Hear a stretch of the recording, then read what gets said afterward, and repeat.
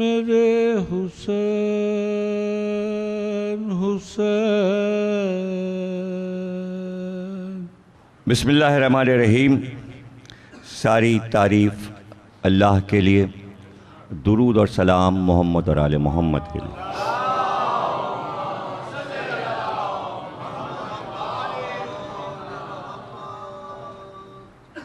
चौदह 1433 हिजरी के अशरे मुहर्रम की छठी तकरीर आप हजरात समात फरमा रहे हैं।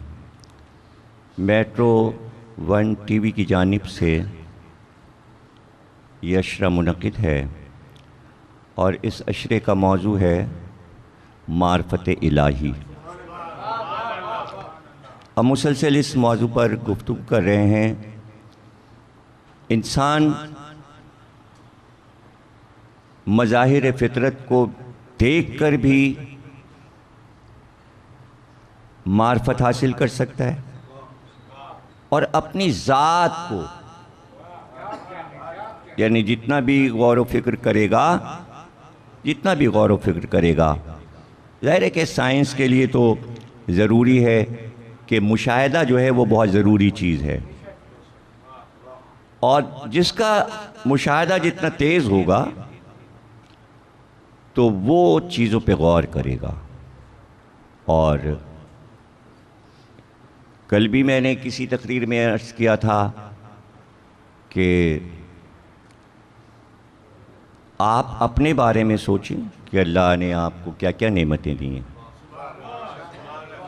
और उन नेमतों से अल्लाह की कितनी मार्फत हासिल होती है। 2 आँखें देखने के लिए दी हैं, ना देख सकते तो क्या होता। 2 कान सुनने के लिए दिए हैं, ना सुन सकते तो क्या होता। ना ज़बान हिला सकते तो क्या होता, ज़बान दिए। बोलने के लिए क़ुव्वत दिए, और सिर्फ आँख की रोशनी देखने के लिए थोड़ी, यानी रात और दिन, सफ़ेद और स्याह का फ़ैसला करें आप, सब्ज़ और सुर्ख का फ़ैसला करें, यानी अशिया को पहचानना उनकी माहियत के साथ, ये आँख का कारनामा। और सिर्फ ये थोड़ी कि करीब आप बैठे हैं तो मैं आपको देख रहा हूँ या आप मुझे देख रहे हैं। आँखें 2 हैं और छोटी छोटी, जैसे करीब की चीज़ देख रहे हैं, अभी लम्हों में आप आसमान देख रहे हैं। लाखों बरस का सफ़र जिसे तय करने के लिए आज दुनिया के इंसान तगोदो में हैं। एक निगाह गई और पलट आई। तो ये सब क्या है? ये अल्लाह की मार्फत हासिल करने के रास्ते। इसीलिए जब कभी भी आइम्मा मासूमीन के पास ऐसे लोग आते थे जो वजूद खुदा से इनकार करते थे, तो उनको आप इसी तरह समझाया करते थे कि उनके अक्ल के मुताबिक बात को समझाया जाए। लेकिन आज वो तमाम चीज़ें उलूम बनकर किताबों में महफूज हो गई हैं, जो सदियों से हमारे लिए कारआमद हैं। आने वाला अल्लाह के वजूद से इनकार कर रहा है, दहरिया है, अल्लाह को नहीं मानता, और इमाम से सिर्फ बहस करने के लिए आया है। और इमाम सादिक फरमाते हैं,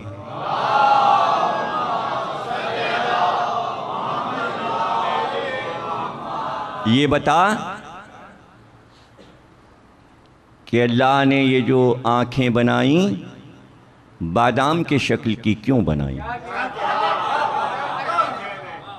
क्या तू इसकी हिकमत समझता है? क्या ये खुद ब खुद बन गई? इसका बनाने वाला कोई है, वही तो हमारा रब है। और तूने कभी गौर किया कि इन आँखों पर पलकें क्यों हैं, और ये पलकें मुसलसल हरकत क्यों कर रही होती हैं? और तूने देखा कि ये आँख में पानी क्यों होता है, आँख में तरी क्यों होती है? ये तूने देखा कि आँखों के ऊपर अबरू यानी भवें क्यों होती हैं? तूने देखा कि तेरे चेहरे में ये थोड़ी का खम क्यों होता है? ये गढ़ा किस लिए बनाया गया? अब वो हैरान है, वो परेशान है। तो इमाम सवाल करते हैं ताकि जब मैं जवाब दूं तो इसे अल्लाह की मारिफत हासिल हो, ये वजूद खुदा का कायल हो जाए। और फिर इमाम ने फरमाया कि देख, आँखों को बादाम की तरह इसलिए बनाया गया कि आँख में अगर कोई चीज़ चली जाए, अगर आँखें गोल होती तो जो चीज़ जाती वो दायरे में घूमती रहती, अगर चौकोर या मुरब्बा होती तो चीज़ निकलती ना फौरन। बादाम नुमा बनाकर एक कोना ऐसा रखा और आँख में तरी रख दी ताकि आँख की तरी आँख में गई हुई चीज़ को इस तरफ की नाली से गिरा दे, और आँख में जो खटक हो रही थी वो दूर हो जाए। पलकों को इसलिए रखा कि वो मुसलसल जुम्बिश करें ताकि आँख की सफाई होती रहे। और ये एक साइबान बना दिया कि गर्द जो उठ रही है, पलक उस गर्द को दूर करती रहे और वो गर्द आँख में ना जाए। चूँकि आँख को रोशनी चाहिए सूरज की, इसलिए ऊपर भवें रखी और वो स्याह बनाई ताकि जब सूरज की रोशनी चले तो सूरज की किरण जो है वो स्याह पर पहले पड़ती है। अगर डायरेक्ट सूरज की निगाह आँख में जाती तो इंसान देख न सकता। पहले सूरज की रोशनी जाके टकराती है अबरुओं से, और फिर वहाँ से किरण तिरछी जाती है ज़मीन की तरफ, और फिर उस किरण से आँख नूर लेकर देख रही हो। एक आँख है और आँख से मार्फत इलाही की जगह दिल में बनाई जा रही है। और ये जो तूने देखा कि ये थोड़ी का खम है, ये इसलिए है कि पेशानियों में लकीरें रखी हैं। ये लकीरें नहीं हैं, ये बारीक नालियां हैं। ये नालियां इसलिए बनाई कि पेशानी पे पसीना सबसे ज़्यादा आता है। अगर ये नालियां ना होती तो पेशानी का पसीना बराहे रास्त आँखों पे गिरता और बार बार आँख को साफ करना पड़ता।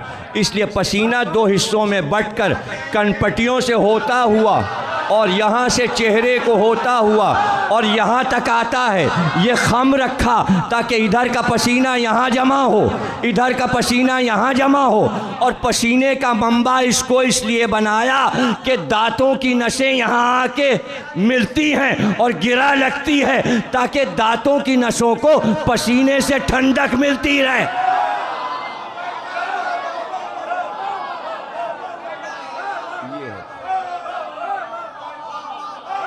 दांतों की जड़ों की नसों को ठंडक चाहिए जो पसीना थोड़ी के ज़रिए पहुंचाता है।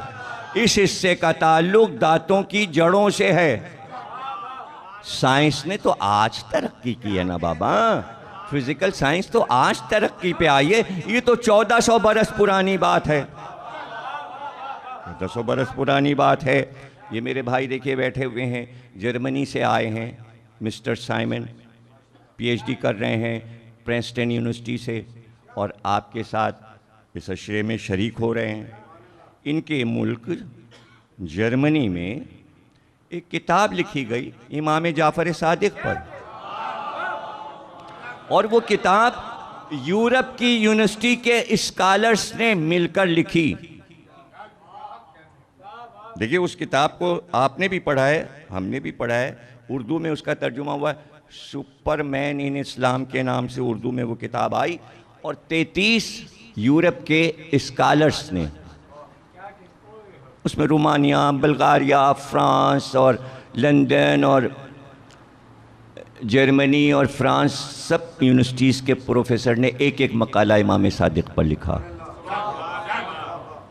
तो आज इनकी आमद ने ये बताया कि अभी उस मुल्क में इस्लाम पर पीएचडी बंद नहीं हुई, यानी वही रग़बत है। 20-25 बरस पहले वो किताब लिखी गई, सिलसिला भी है। और वहाँ के इसका अभी देखिए इनकी उम्र क्या है, 26-27 बरस के हैं, लेकिन इनका शौक़ देखिए कि पीएचडी कर रहे हैं इस्लाम पर, और वो भी अमेरिका से, रहने वाले जर्मनी के। तो इससे ये पता चला कि वो मुल्क बगैर तासुब के जहाँ भी इल्म है, तो हम अपने तासुब को दूर करके जहाँ इल्म है वहाँ की बात क्यों नहीं करते। इसलिए मैं बार बार कहता हूँ कि ये हर मुस्लिम को मानना चाहिए कि रसूल ने फरमाया मैं शहर इल्म हूँ और अली उसका दरवाज़ा है। मैं शहर इल्म हूँ और अली उसका दरवाज़ा है। और अल्लाह और रसूल की बातें उस तरह मानो कि जो तुम्हारे मफाद में हो। इख्तिलाफ करके हम अपना बुरा चाहते हैं, कबूल करने में फ़ायदा है। और हज़रत अली ने यही समझाया। उसने कहा मैं रब को नहीं मानता। अली ने कहा देख, तू रब को नहीं मानता और मैं रब को मानता हूँ। महशर में तू नुकसान में रहेगा, मैं फ़ायदे में रहूँगा। उसने कहा कैसे? का फ़र्ज़ कर कि जब तू और मैं दोनों क़यामत में पहुँचे तो पता चला रब है ही नहीं, रब नहीं है, तो मैं मानता था, मेरा कोई नुकसान ही नहीं हुआ, इसलिए कि है ही नहीं।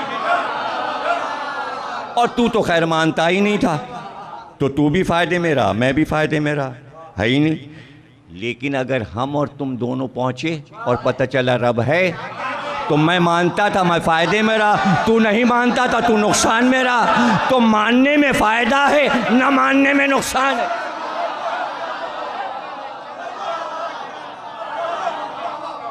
किसी भी इल्मी चीज़ को मानने में फ़ायदा है, न मानने में नुकसान है। यही मैं कहा करता हूँ, इल्म का मोजिज़ा है। जो इल्मी चीज़ है उसे मानने में फ़ायदा है, न मानने में नुकसान है। भाई तो इल्म को अगर मान रहे हैं वो लोग जो मगरिब की दुनिया से ताल्लुक़ रखते हैं तो फ़ायदे में हैं, और हम ना मान कर जबकि चीज़ हमारी नुकसान में जा रहे हैं। इल्म है तो फिर मार्फत भी होगी। जब आप तस्लीम करेंगे तो ये चीज़ें आपको कुर्बे इलाही की तरकीब दिलाती हैं।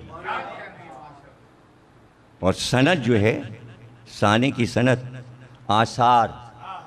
आसार से रब पहचाना जाता है। कायनात की कोई शय नहीं है जो उसने बनाई हो और वो बेमकसद हो। सिर्फ गौर करना हमारा काम है कि अल्लाह ने क्यों बनाया। जब आपने कहा क्यों बनाया तो आपको पता चला यूं बनाया।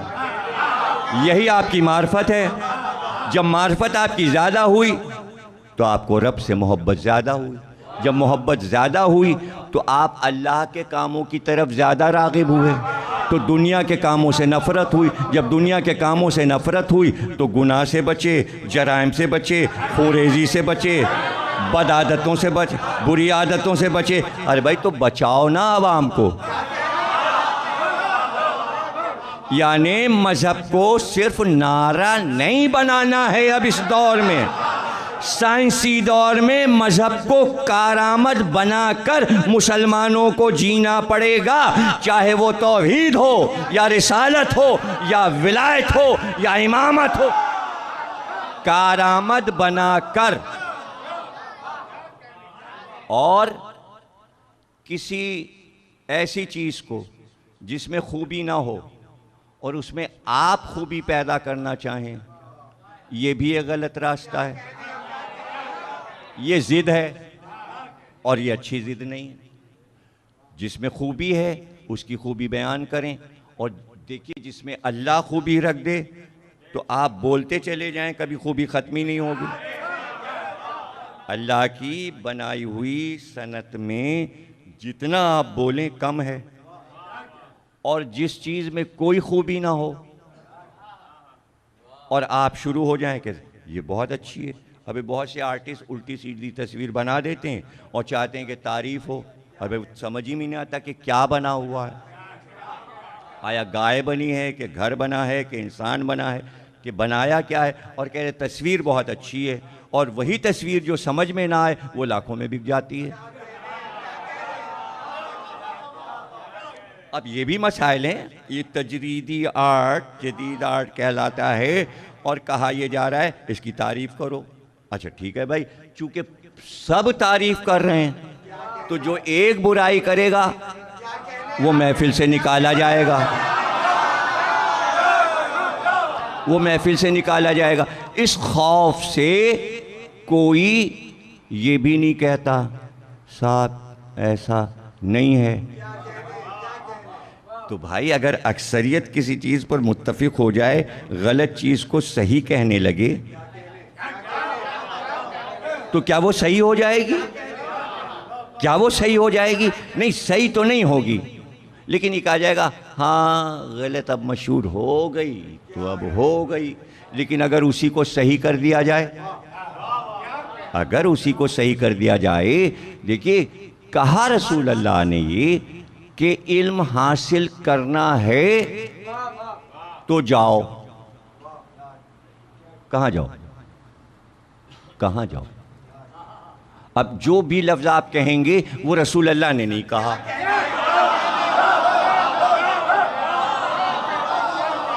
देखिए यही है मारिफत इलाही की बात, कि थोड़ा सा आप सोचें कि रसूल ने क्या कहा। आप फौरन कहेंगे इल्म अगर हासिल करना है तो जाओ, आप कह देंगे हाँ वहाँ जाओ। लेकिन ये नहीं सोचेगा बोलने वाला कि अरबी में चे नहीं है,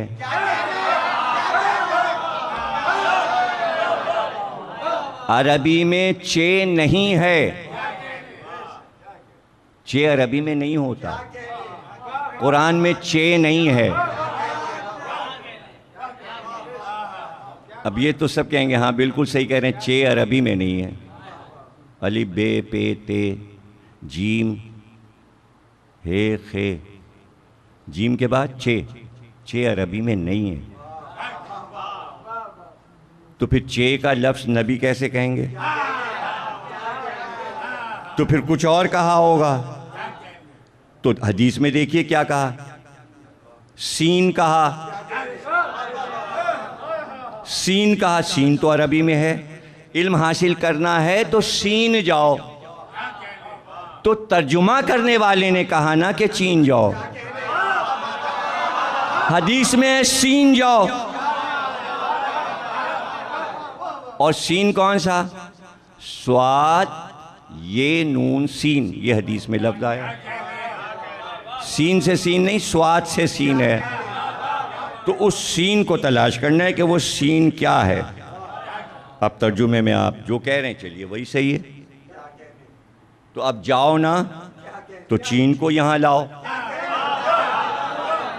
भाई चीन तो कोई देखिए जा नहीं रहा है।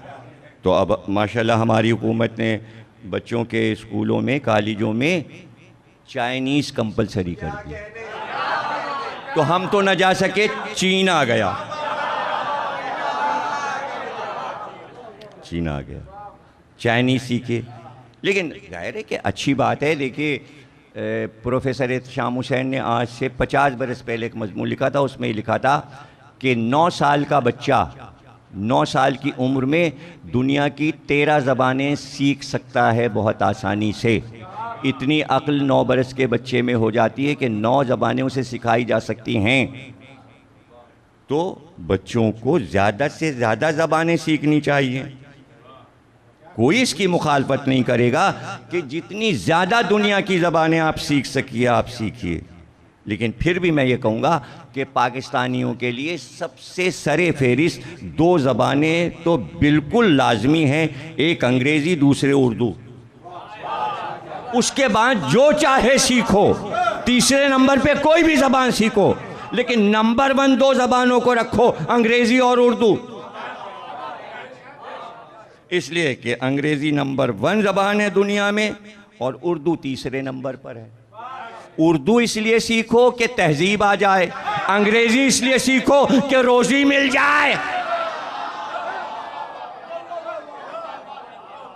रोज़ी मिल जाए। अब रह गया कि उसके बाद देखिए अरबी सीखने की बात ही नहीं है, इसलिए कि बच्चा जहाँ बड़ा हुआ बिस्मिल्लाह उसकी हुई और माँ बाप ने उसे कुरान पढ़ा दिया, तो अरबी तो पैदाइशी आ ही जाती है। जब पूरा कुरान ख़त्म हो गया तो अरबी आ गई, और जब पूरा कुरान ख़त्म कर लिया तो मार्फत इलाही आ गई। फिर जैसे जैसे कुरान को दोहराते गए इल्म बढ़ता गया। इसीलिए तिलावत का सवाब रखा कि जितना ज़्यादा पढ़ोगे और समझ के पढ़ोगे इल्म बढ़ता जाएगा, मार्फत इलाही बुलंद होती जाएगी।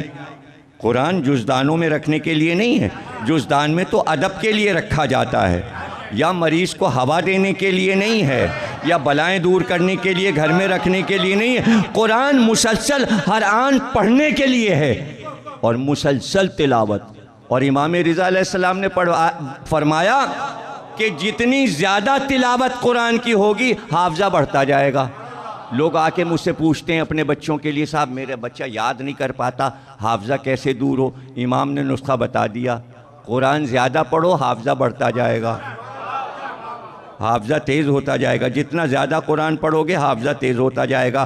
तो तमाम तुलबा को बताइए स्कूलों और कॉलेजों में, भैया रोज़ तिलावत किया करो ताकि तुम्हें अपना कोर्स याद हो जाए। यही तो मार्फत इलाही है, इसी को तो मार्फत इलाही कहते हैं कि जितना पढ़ेगा हाफ़ज़ा तेज़ भी हो रहा है और कुरान से वो सब कुछ मालूम कर रहा है जो असल उलूम हकीकी हैं, उनको सीखता भी जा रहा है, अंबिया के वाक़यात भी पढ़ रहा है, सरकार दो आलम की पूरी हयात पढ़ रहा है।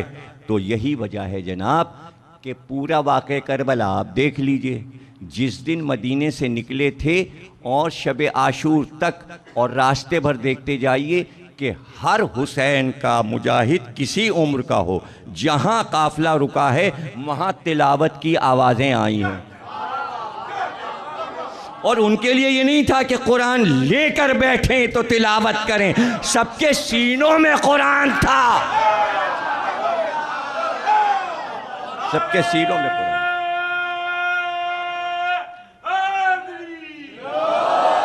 इमाम हुसैन खुद हाफिज़ कुरान थे, हज़रत अब्बास हाफिज़ कुरान थे, हज़रत अली अकबर हाफिज़ कुरान थे, हज़रत कासिम हाफिज़ कुरान थे। और जनाबे इमाम ज़ैनुल आबिदीन जब कुरान पढ़ते थे तो क़िरात ऐसी थी कि मस्जिद नबवी में लोग रुक जाते थे रास्ता चलते हुए और ज़ैनुल आबिदीन अलैहिस्सलाम की क़िरात सुनने लगते थे।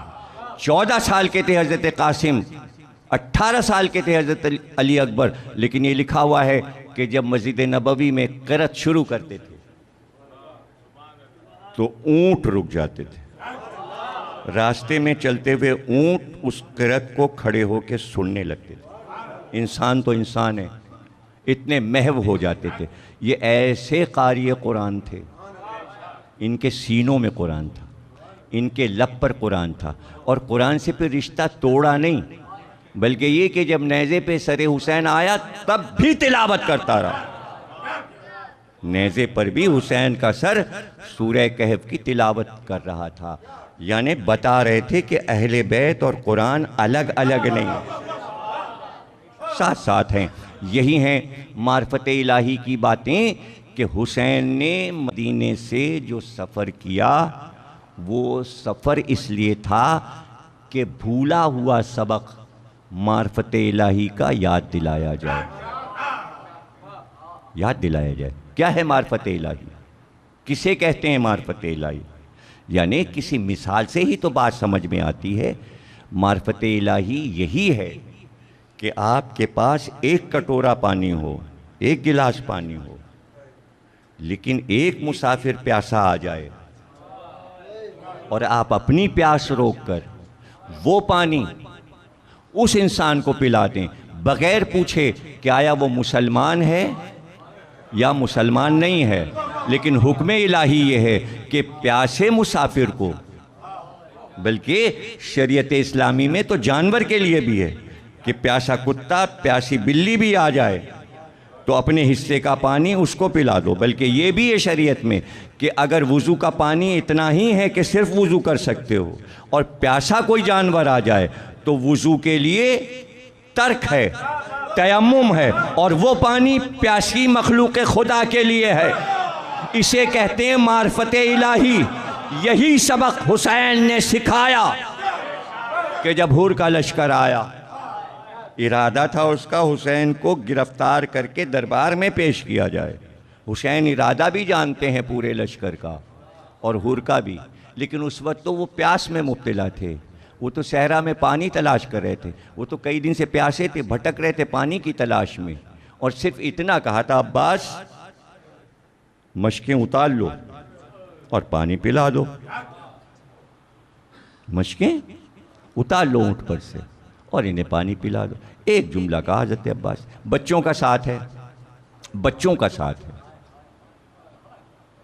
तो इमाम हुसैन ने क्या कहा, अब्बास ये मखलूक खुदा है और मेरे सामने प्यासी रहे। पानी नहीं अजीज़ है, नाना के उम्मत के ये अफराद जो प्यासे हैं। तो भाई मैंने कहा ना शुरू तकरीर में, पिछली तकरीर में भी कहा, विरासत। भाई विरासत, मक्के में कहत पड़ गया, बच्चे प्यासे हैं, बच्चे भूखे हैं, हर घर से रोने की सलाह आती है, कहत पड़ गया। तो जनाब खदीजा के पास आए रसूल खुदा और कहा, बच्चों का, कुरैश के बच्चों का रोना नहीं देखा जाता, इनकी प्यास नहीं बर्दाश्त होती, इनकी भूख नहीं बर्दाश्त। तो खदीजा ने जो भी माल था तोशा खाने में सब मंगवा के सामने ढेर कर दिया। कहा, मेरे सरताज ये आप पर से फिदा, ले जाइए, ये सारी अशरफियाँ, ये सब सोने के सिक्के ले जाइए। तो गेहूं की बोरियां आ गईं, पानी की मशकें आ गई। लुटा दो भाई खजाने, ले जाओ, घर घर पानी ले जाओ, घर घर खाना ले जाओ। तो मोहम्मद से भूख और प्यास कब बर्दाश्त थी? अभी सब तो उम्मत नहीं बने, अभी सब उम्मत नहीं बने, अभी सब ने कलमा नहीं पढ़ा। और उस वक्त सरकार दो आलम मक्के के बच्चों की न प्यास न भूख बर्दाश्त कर रहे हैं। दुश्मन तो उसी नबी का नवासा हुसैन है। तो विरासत में ये मार्फत इलाही आई है कि एक मखलूक अल्लाह ने खल्क़ की है और अल्लाह ये कहता है कि इनके रिस्क का ज़िम्मेदार मैं हूँ, इनके पानी पिलाने का ज़िम्मेदार मैं हूँ। लेकिन अल्लाह ना खाना खिलाने आता है ना पानी पिलाने, किसी को वसीला बनाता है। मक्के में मोहम्मद वसीला थे, करबला के रास्ते में हुसैन वसीला।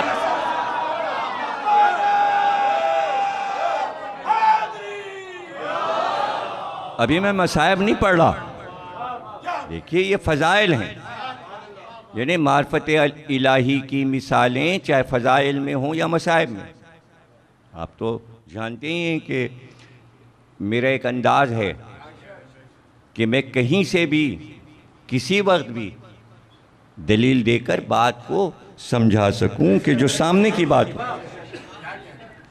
तो क्या कुरान आने से पहले और वही आने से पहले जो अमल सरकार दो आलम का था अपनी कौम मक्के वालों के लिए, तो जब वही आई और हुक्म आया तो ठीक है, हुक्म आया है। और उससे पहले वही सब कुछ कर रहे थे जो हुक्म आएगा। लेकिन उसके बावजूद कुरान में कहीं ये नहीं आया कि अपनी प्यास को रोक कर किसी भी मज़हब वाले प्यासे को पानी पिला देना, ऐसी कोई आयत कुरान में नहीं है। तो रुकने दीन में तो नहीं है।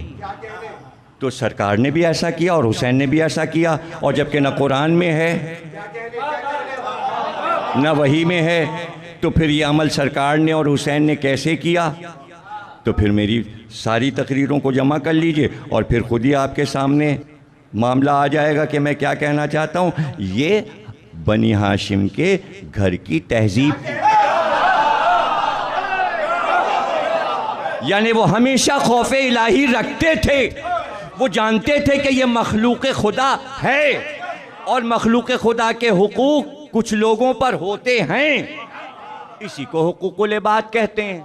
और हुकूकुल इबाद इबादत है, यानी इबादत की जितनी भी किस्में हैं वो सब मोहम्मद और आले मोहम्मद ने कल के दिखाई, ताकि बंदे ये न कह सके हमें ये बात मालूम ही नहीं थी। तो कुछ बातें कुरान से मालूम होती हैं, कुछ बातें शरीयत से मालूम होती हैं, कुछ बातें फतवों से मालूम होती हैं, और कुछ बातें आले मोहम्मद के किरदार और सीरत से मालूम होती हैं। हजारों चीज़ें मैं ऐसे ही गिना दूं कि औलाद रसूल ने अपने अमल से करके दिखाया, अपने अमल से करके दिखाया।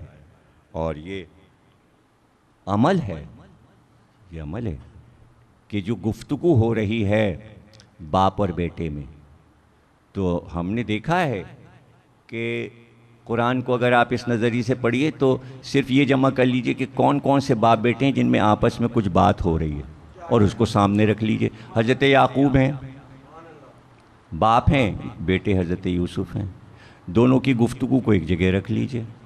फिर कुरान को आगे देखिए, हज़रत इब्राहीम हैं और हज़रत इस्माइल हैं, वो बाप हैं, ये बेटे हैं, दोनों में कुछ बातें हो रही हैं, उन बातों को भी निकाल के एक जगह रख लीजिए।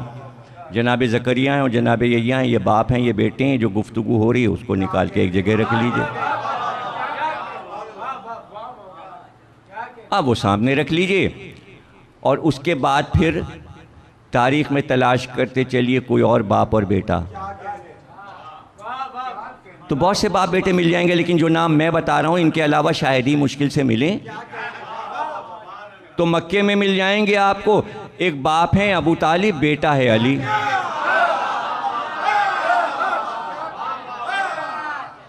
और आगे चलें और करबला तक आ जाएं तो एक बाप है हुसैन, एक बेटा है अली अकबर, और सबकी गुफ्तगू एक जगह रख लें।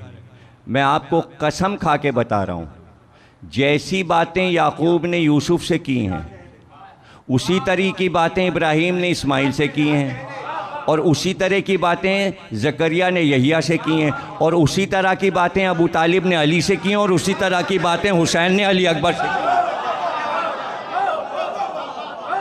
यानी फ़िक्र में कोई फ़र्क नहीं पाएंगे। अब अगर आप कहें कि मैं सबकी बातें बता दूं तो एक नई तकरीर हो जाएगी, तो हो सकता है फिर आगे अर्ज़ कर दूंगा। सिर्फ अगर बाप और बेटे की ये गुफ्तगू एक जगह जमा हो तो 1 घंटे की तकरीर हो जाएगी।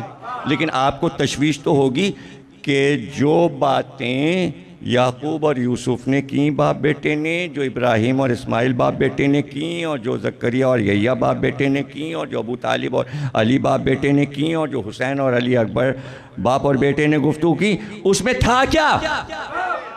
तो सबकी गुफ्तगू का महासिल एक जुमले में बता दूं कि सबकी गुफ्तगू सिर्फ एक थी, मार्फत इलाही।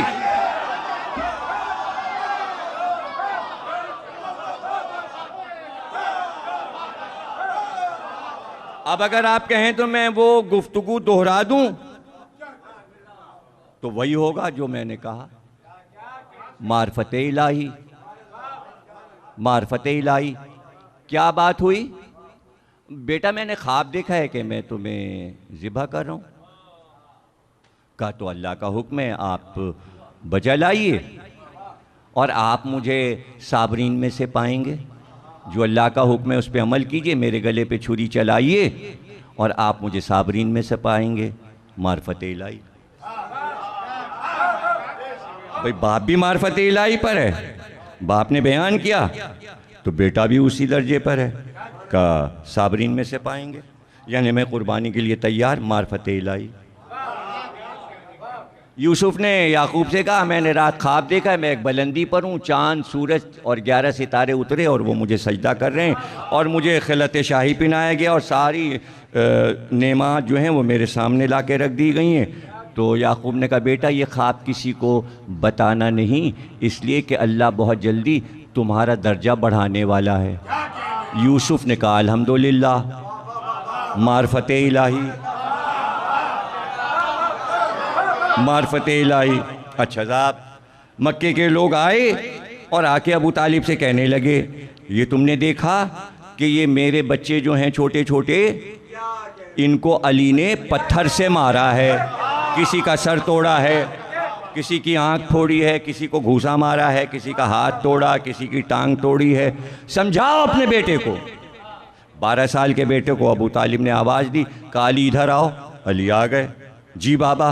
कहा ये इस बच्चे को तुमने मारा? हाँ। इसकी आंख तुमने फोड़ी? हाँ बाबा। इसका हाथ तुमने तोड़ा? हाँ बाबा। इसकी टांग तुमने तोड़ी? हाँ बाबा। इसके सीने पे तुमने घूसा मारा? हाँ बाबा। क्यों किया तुमने ऐसा? बाबा मैंने इसलिए किया कि जब मेरा बड़ा भाई मक्के की गलियों में ला इलाहा इल्लल्लाह कहता हुआ निकलता है तो ये बच्चे मेरे भाई को पत्थर मारते हैं। जब ये पत्थर मारते हैं तो मैं आगे बढ़कर इन्हें गिराता हूँ और इन्हें मारता हूँ। अबू तालिब ने कहा, अच्छा तुम अल्लाह के नबी को बचाते हो, अगर आज से तुम्हारी जान भी चली जाए तो परवाह नहीं है। मार्फते इलाही।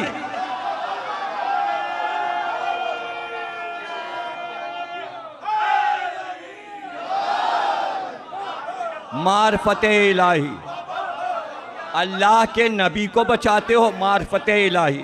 और अल्लाह की राह में अगर जान चली जाए तो अबू तालिब को परवाह नहीं। ये सब मिलके अगर तुम्हें मार डालें तो तुम तो दिफा कर रहे थे मोहम्मद का।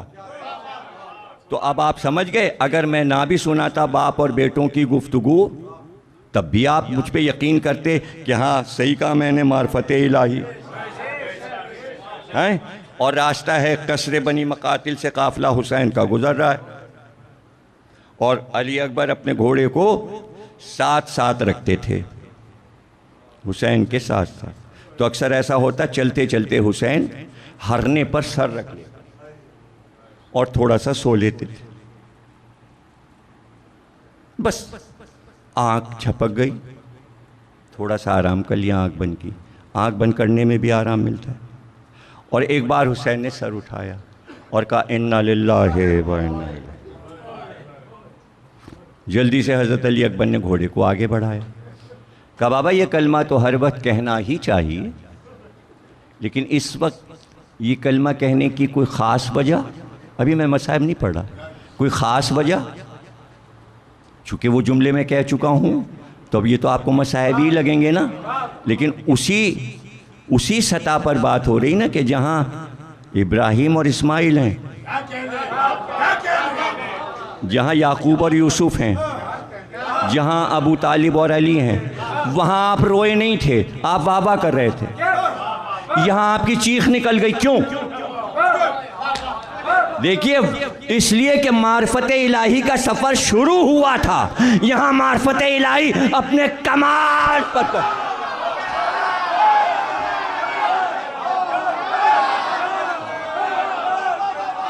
ये अल्लाह की मार्फत कमाल पे पहुंच रही। जवान बेटे ने कहा कि वजह क्या है बाबा?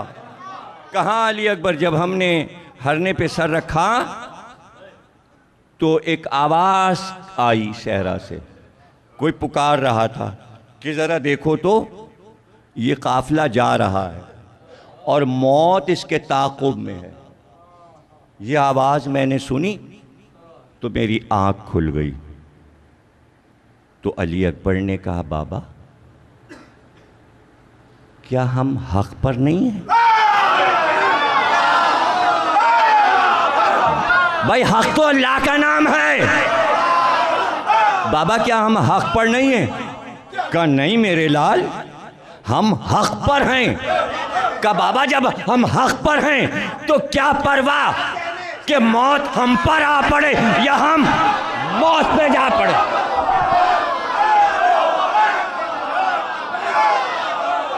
जज़ाकल्लाह, जज़ाकल्लाह।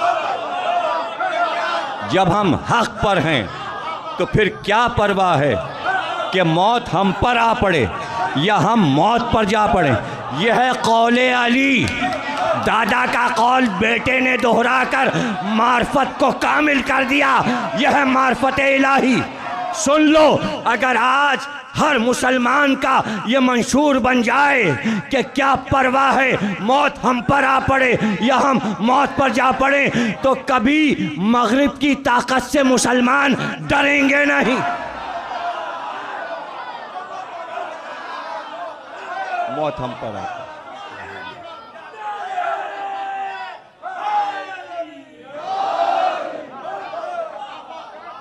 लेकिन एक जुमला हमारा आप जब तक समाअत नहीं फरमाएंगे, इसलिए कि वो मेरा जुमला है, वो सब तारीख है और वो हकीकत है। कुछ जुमले मेरे आते हैं उन हकीकतों की छाँव में, तो वो मेरी मीरास है ना। तो जुमला सुन लीजिए। हर लड़ाई में जितनी बदर से ओहद और खंदक और खैबर और हुनैन लड़ाइयाँ हुई, चारों तरफ से मौत आती थी मुसलमानों पर। वाहिद करबला वो जगह है जहाँ करबला के मुजाहिद मौत पर मर गए।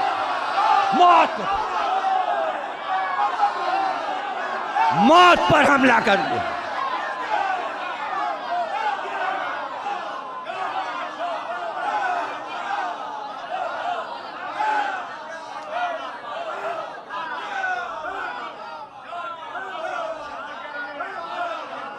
मौत पर जा पड़े थे, मौत पे जा पड़े थे। कहाँ ऐसे जुमले, कहाँ ऐसे जुमले मिलेंगे आपको कि जो दानिश्वरों ने लिखे। एक और जुमला सुन लीजिए जो बड़े बड़े फिक्र करने वालों ने एक जुमला लिखा कि आशूर के दिन हुसैन और हुसैन के साथियों ने अपना दिल निकाल के सीने पे रख लिया। दिल निकाल के सीने पे रख लिया था और फिर जंग कर रहे थे। अल्लाह अकबर। और फिर एक मंजिल ये भी आई है कि फिर अली अकबर ने बताया है, बाबा रात में सोया था खेमे में तो मैंने ख्वाब देखा।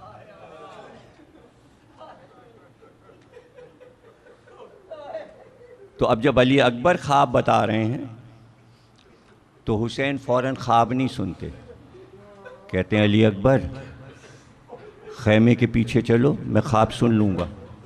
इसलिए कि हुसैन को मालूम है कि बेटे का ख्वाब क्या होगा। बेटा क्या ख्वाब देखा?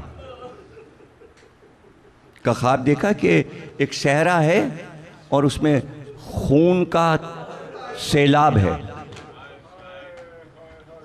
खून उबल रहा है ज़मीन से और बीच में आप खड़े। और फिर मैंने देखा कि आपका दायां हाथ कट के गिरा, फिर बायां हाथ कट के गिरा,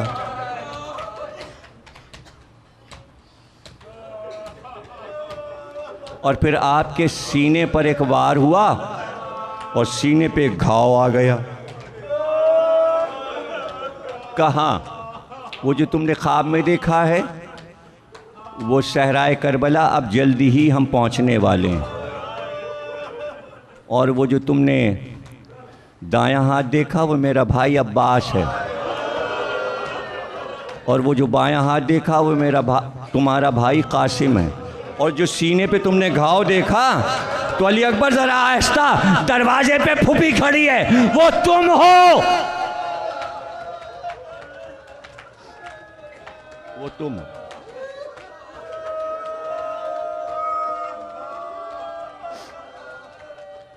जज़ाकल्लाह, वो तुम हो। शबीह है रसूल अली अकबर, रफ्तार में गुफ्तार में सर से पैर तक रसूलुल्लाह की शबीह रसूल नाम पड़ गया था। हम शक्ल पैगंबर।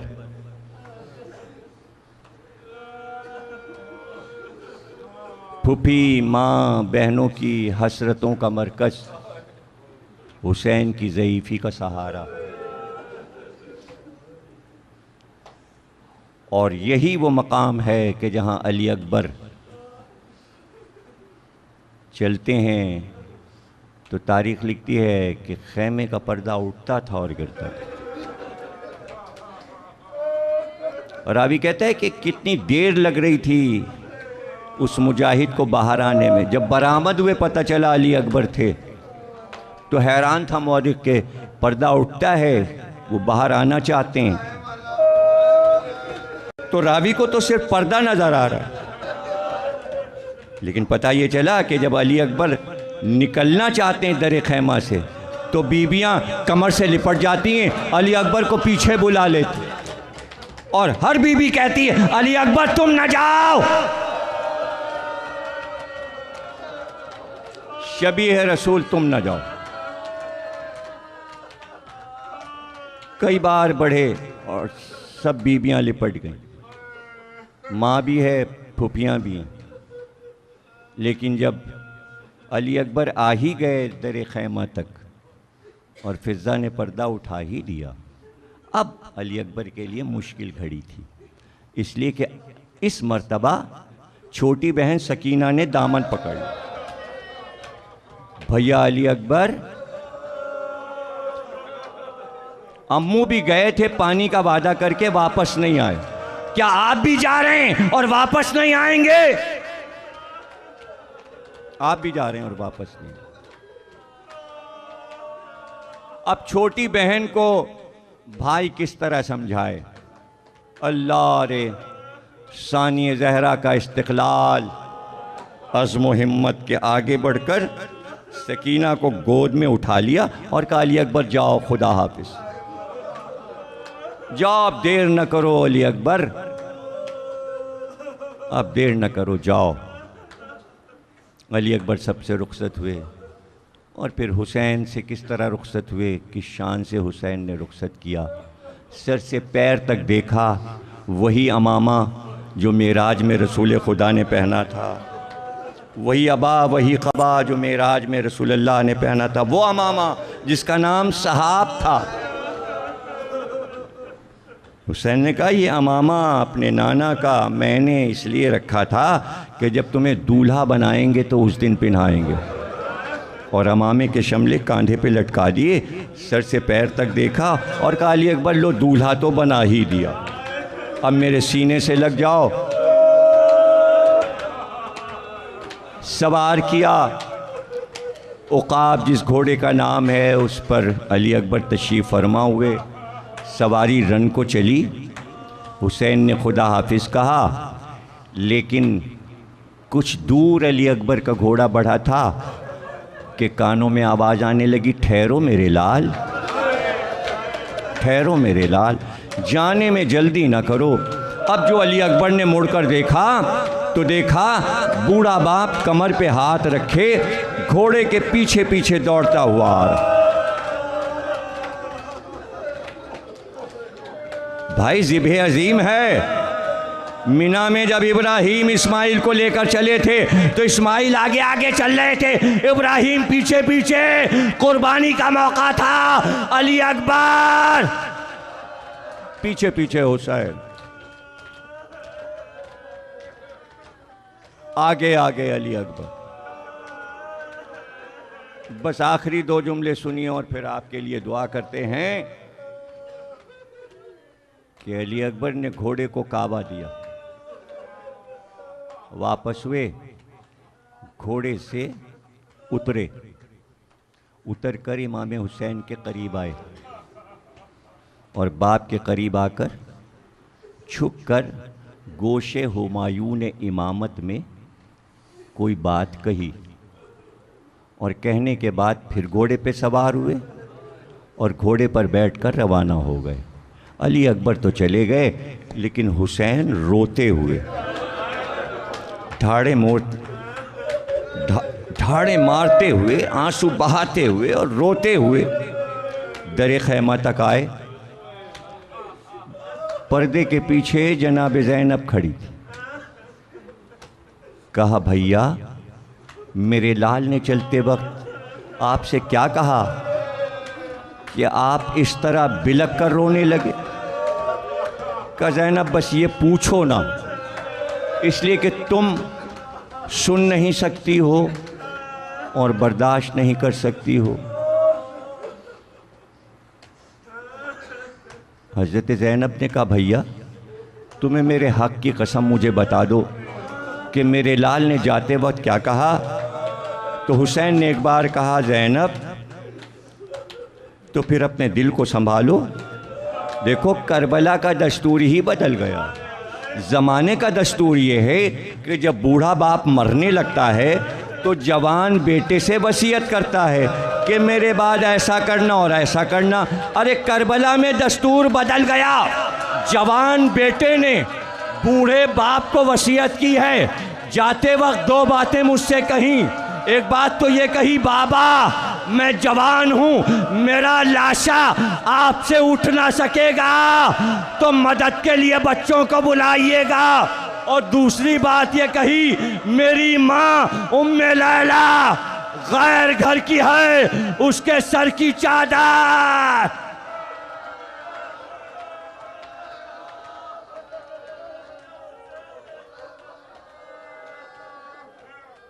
बारेला मुमलिकत पाकिस्तान की हिफाजत फरमा, बाक़ मोहम्मद और आले मोहम्मद।